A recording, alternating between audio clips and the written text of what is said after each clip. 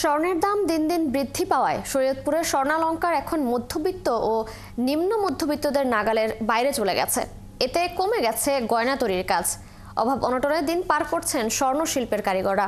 অন্যদিকে বেচা বিক্রি কমে যাওয়ায় স্বর্ণ ব্যবসায়ীরাও পড়েছেন ক্ষতির মুখে। শরীয়তপুর থেকে শহীদুল ইসলাম পাইলটের তথ্য ছবিতে প্রতিবেদন। চলতি বছরের জানুয়ারি, ফেব্রুয়ারি ও মার্চ মাসে বাংলাদেশ জুয়েলার্স সমিতি মোট 17 বার পরিবর্তন এনেছে সোনার দামে, যার মধ্যে 14 বার দাম বেড়েছে, কমেছে মাত্র 3 বার।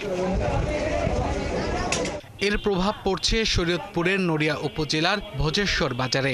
ব্যবসায়ীরা জানান, সোনার ভরি লাখ টাকা ছাড়িয়ে যাওয়ার পর মানুষ এখন আর সোনার জিনিসপত্র কিনছে না, উল্টো বেড়েছে স্বর্ণ বন্ধক ও বিক্রি।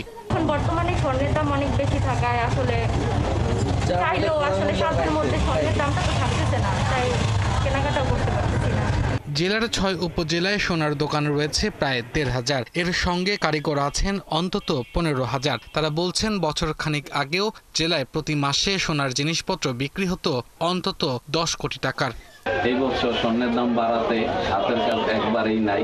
জটিল অবস্থা, কারণ আমাদের হাতে কাজ করি আমরা, আমাদের ব্যবসার কোনো কাজ নেই। ব্যবসায়ী নেতারা জানান, দফায় দফায় দাম বাড়ায় মধ্যবিত্ত ও নিম্নবিত্তের হাতের নাগালের বাইরে স্বর্ণ চলে যাওয়া এমন অবস্থার সৃষ্টি হয়েছে। তাই স্বর্ণ শিল্প বাঁচাতে স্বর্ণনীতির পূর্ণ বাস্তবায়ন সহ ব্যবসায়ীদের ব্যাংকিং সুবিধা দেওয়ার দাবি তাদের।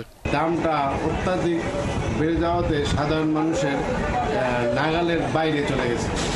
এই ক্ষেত্রে আমাদের ঈদের আগে যাওয়া টুকটাক একটা বেচা কিনা থাকতো, বিভিন্ন জায়গায় বিয়ে শাদী হতো, এগুলিও এখন না হওয়ার মতোই। আমাদের কাজকর্ম নাই, অর্ডারপত্র নাই, বেচা কিনা নাই, আমরা খুব দুর্দশায় আছি। বর্তমানে 21 ক্যারেট মানের সোনার দাম 1,50,699 টাকা। 18 ক্যারেট মানের সোনা 1,29,167 টাকায় ও সনাতন পদ্ধতির প্রতি ভরি সোনার দাম 1,06,539 টাকা।